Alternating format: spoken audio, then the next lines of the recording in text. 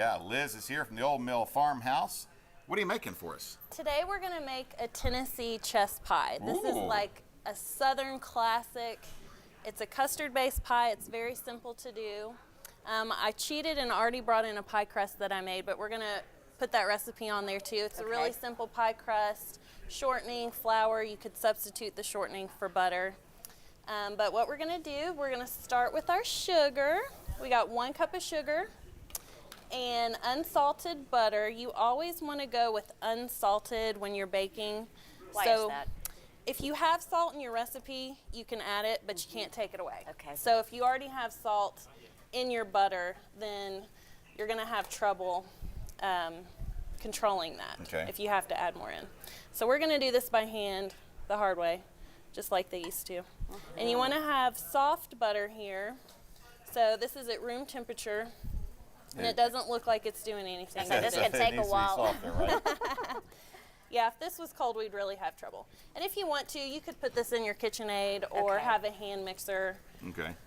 Sometimes I even melt the butter and just cheat. Okay. And it really doesn't affect the outcome of the filling. Okay.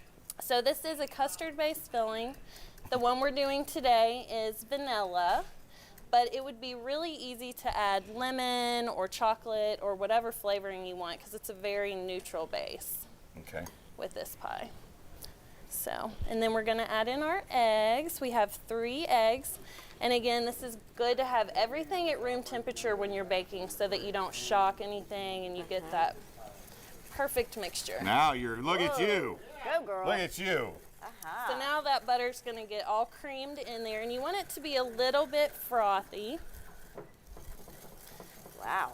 That's some froth. Yeah. See how quickly it's changed, and now all your butter is incorporated. Now, one thing that's a little bit different about this chess pie, in Southern tradition, you either use all-purpose flour or cornmeal, and of course, You gotta use cornmeal. we got to use cornmeal.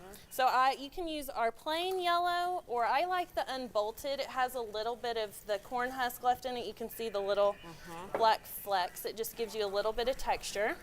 And then we have a teaspoon of vanilla. Just need a little bit. And then I put a half a teaspoon of salt, so that was our salt that we added in. And then 3 tablespoons of buttermilk. Okay. You can also use regular milk, but the extra fat in the buttermilk is nice in the pie. And that's it. And then just pour it in. Do you That is bake it. this a little before? You don't have to bake the crust.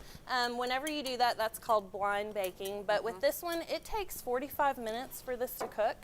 So that's plenty of time for your crust to cook up to. And what temperature do you bake it on? So this is going to go in a 350-degree oven for 35 to 45 minutes. Okay. And one little trick, when you do this one, you want to put a sheet pan on the rack above your pie to keep it from getting too brown. Oh, good tip there. Well, thank you so much for coming in. It looks delicious. We have the finished product over there. Yeah, so I'm going to show you one little thing for plating. Okay. So we're going to cut our pie out. And since it's summertime, it's strawberry season. You know, this is just a vanilla pie. You're going to want to church it up with some fresh berries. Wonderful. So we're going to get our piece out. All right, we got to do this quick here. All right. And then you're going to do a little whipped cream. And one little trick with your strawberry is come horizontally down. Boom. Fan it out.